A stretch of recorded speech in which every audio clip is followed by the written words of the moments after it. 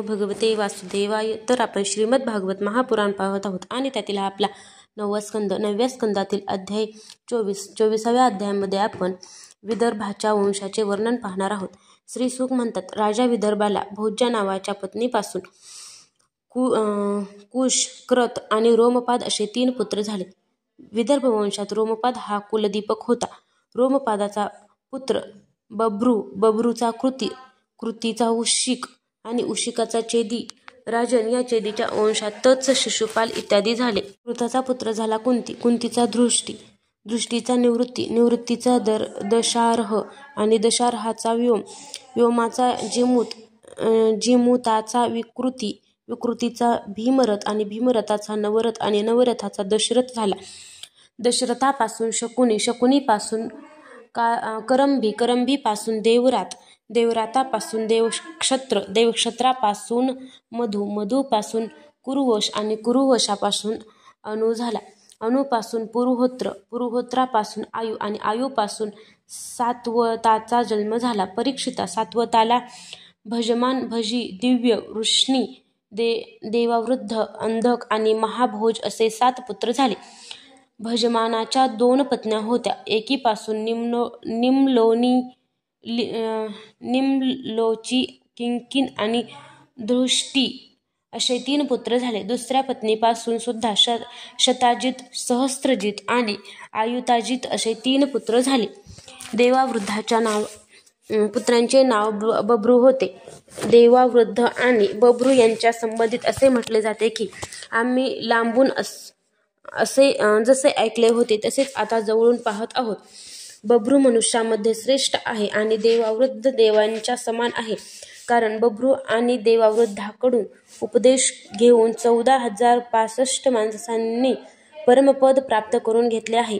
सात्वताच्या पुत्रांमध्ये महाभोज सुद्धा मोठा धर्मात्मा होता. त्याच्याच वंशात भोजवंशी यादव झाले. परीक्षिता, वृष्णींचे सुमित्र आणि युद्धाजित असे 2 पुत्र झाले. युद्धाजिताचे शिनी आणि अनमित्र असे 2 पुत्र होते. अनमित्रापासून निम्न जन्माला. निम्नाचेच सत्राजित आणि प्रसेन नावाचे पुत्र होते. अनमित्राचा शिनी नावाचा पुत्र होता. शिनीपासूनच सत्यकाचा जन्म झाला. याच सत्यकाचा युयोधान नावाचा पुत्र होता. तो सात्यकी नावाने प्रसिद्ध झाला. सात्यकीचा जय, जयाचा कुनी आणि कुनीचा पुत्र युगंधर झाला. अनमित्राच्या 3ऱ्या पुत्राचे नाव वृष्णी होते. वृष्णीचे श्वफल्क आणि चित्ररथ हे 2 पुत्र होते. श्वफल्काच्या पत्नीचे नाव गांधिनी होते.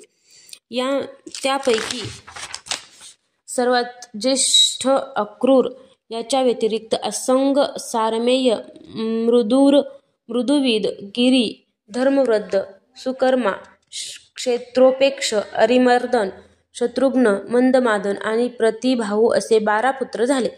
त्यांना सुचिरा नावाची एक बहीण सुद्धा होती. अक्रूराचे देववान आणि उपदेव असे 2 पुत्र होते. श्वफल्काचा भाऊ चित्ररथ याला पृथ्वीदुरथ इत्यादी पुष्कळ पुत्र झाले. ते वृष्णीवंशीय होते. सात्वताचा पुत्र अंधक याचे कुकुर, भजमान, सुची आणि कंबलबर्ही असे 4 पुत्र होते. त्यामध्ये कुकुराचा पुत्र बनही, बनहीचा विलोमा, विलोमाचा कुपोतरोमा आणि कुपोतरोमाचा अनु होता. अनुचा मित्र तुंबुरू, अनुचा पुत्र अंधक, अंधकाचा दुदुंभी, दुदुंभीचा अरिध्योत, अरिध्योताचा पुनर्वसू आणि पुनर्वसूचा आहुक नावाचा एक पुत्र आणि आहुकी नावाची एक कन्या होती. आहुकाचे देवक आणि अग्रसेन असे 2 पुत्र होते. देवकाला देववान, उपदेव, सुदेव आणि देववर्धन असे 4 पुत्र झाले. यांच्या धृतदेवा, शांतिदेवा, उपदेवा, श्रीदेवा, देवरक्षिता, सहदेवा आणि देवकेशा 7 बहिणी होत्या. वसुदेवांनी या सर्वांशी विवाह केला होता. उग्रसेनांचे कंस, सुनामा, न्याग्रोध, कंक, शंकू, सहू, राष्ट्रपाल, सृष्टी आणि तुष्टिमान असे 9 पुत्र होते. आणि कंसावती, कंका, सुरभी आणि राष्ट्रपालिका अशा 5 कन्या होत्या. त्यांचा विवाह देवभाग इत्यादी वसुदेवांच्या लहान भावांशी झाला होता. विदुरथापासून सूर, सुरापासून भजमान, भजमनापासून शिनी, शिनीपासून स्वयंभोज आणि स्वयंभोजापासून रदिक झाले. रदिकाला देवबाहू, शतधन्वा आणि कृतवर्मा असे 3 पुत्र झाले. देवमीढाचा पुत्र सूर आणि सूर त्यांच्या पत्नीचे नाव मारिषा होते. सूराला तिच्यापासून वसुदेव, देवभाग, देवश्रवा, आनक, संजय, शामक, कंक, शमिक, वत्सक आणि वृक असे 10 पुण्यवान पुत्र झाले. वसुदेवांच्या जन्माच्या वेळी देवतांचे नगारे आणि नौबती आपोआप वाजू लागल्या होत्या, म्हणून त्यांचे आनक दुदुंभी असे नाव पडले. तेच भगवान श्रीकृष्णांचे वडील वासुदेव इत्यादींच्या पृथा, श्रुतदेवा, श्रुतकीर्ती, श्रुतश्रवा आणि राजाधिदेवी अशा 5 बहिणी होत्या. वसुदेवांचे वडील सूरसेन यांचा कुंतीभोज नावाचा मित्र होता. कुंतीभोज निपुत्रिक होता, म्हणून सूरसेनाने आपली पृथा नावाची कन्या त्याला दत्तक दिली. म्हणून तिचे नाव कुंती. कुंतीने दुर्वास ऋषींना प्रसन्न करून घेऊन त्यांच्याकडून देवतांना बोलावण्याची विद्या मिळविली. एके दिवशी त्या विद्येच्या प्रभावाची परीक्षा घेण्यासाठी तिने पवित्र होऊन सूर्यमंत्राने सूर्याचे आवाहन केले. त्याचवेळी सूर्यदेव तेथे आले. त्यांना पाहून कुंतीचे हृदय आश्चर्याने भरून गेले. ती म्हणाली, भगवान, मला क्षमा करा. मी परीक्षा घेण्यासाठीच या विद्येचा प्रयोग केला होता. आता आपण परत जावे. सूर्यदेव म्हणाले, देवी, माझे दर्शन निष्फळ होऊ शकत नाही. म्हणून हे सुंदरी, आता माझ्यापासून तुला एक पुत्र होईल, पण तुझे कौमार्य नष्ट होणार नाही, असे मी करेन. असे म्हणून तिच्या उदरात गर्भ स्थापन करून सूर्यदेव आकाशात निघून गेले. त्याचवेळी तिच्यापासून एक सूर्यासारखा तेजस्वी पुत्र उत्पन्न झाला. कुंतीने लोकनिंदेच्या भीतीने जड अंतकरणाने त्या बालकाला नदीच्या प्रवाहात सोडले. तिचा विवाह तुझे पंजोबा पराक्रमी पांडू यांच्याशी झाला. धृतदेवेचा विवाह श्रुतदेवेचा विवाह कुरुश देशाचा राजा वृद्धशर्मा यांच्याशी झाला.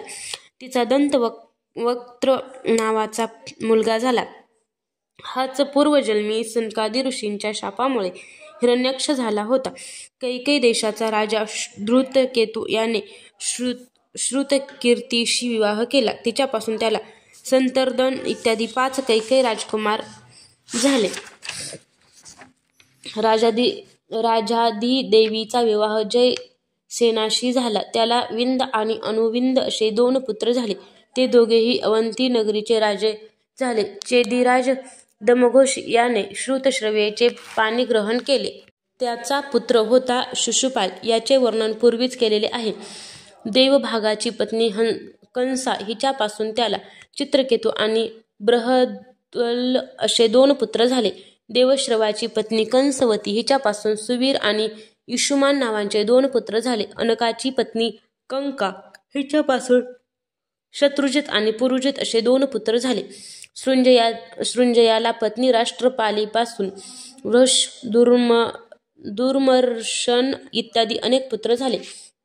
शामकाला शूरभूमी नावाच्या पत्नीपासून हरिकेश आणि हिरण्याक्ष नावाचे 2 पुत्र झाले. मिश्रकेशी अप्सरेपासून वत्सकाला वृक्क इत्यादी पुष्कळ पुत्र झाले. वृक्काला दुर्वाक्षिणीपासून तक्ष, पुष्कर, शाल इत्यादी अनेक पुत्र झाले.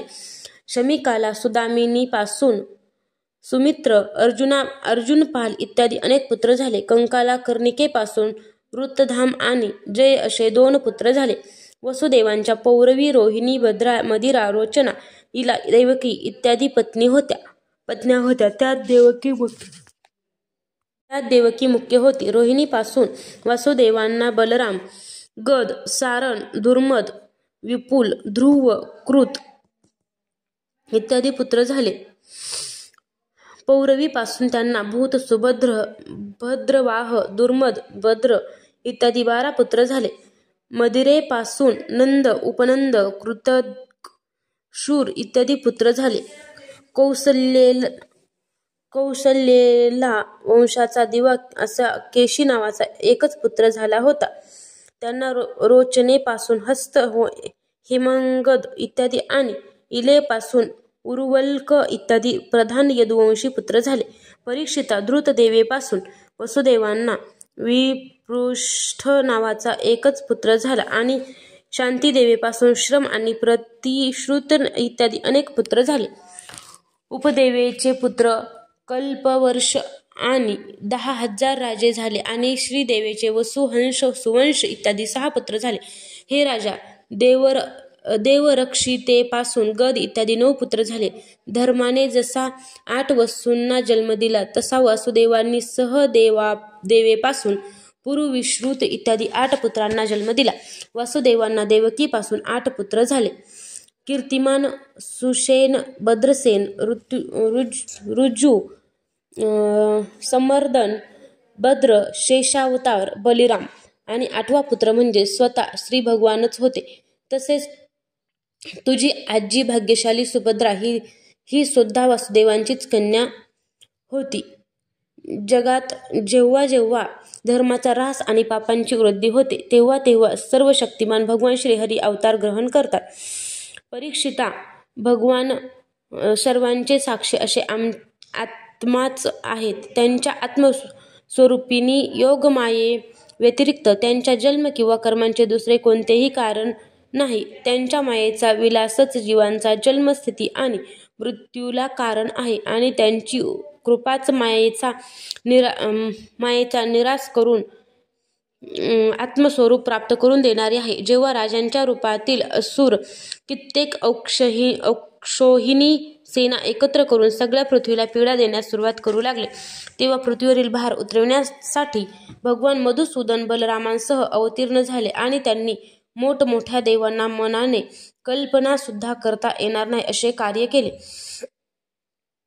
त्याचबरोबर कलियुगात जन्म घेणाऱ्या भक्तावर अनुग्रह करण्यासाठी भगवंतांनी आपल्या भक्तांचे दुःख, शोक आणि अज्ञान नाहीसे करणाऱ्या परमपवित्र यशाचा विस्तार केला.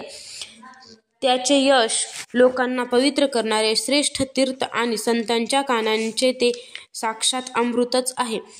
एकदा जरी कानांच्या ओंजळींनी त्यांचे आचमन केले तरी कर्मांच्या वासना समूळ नष्ट होतात.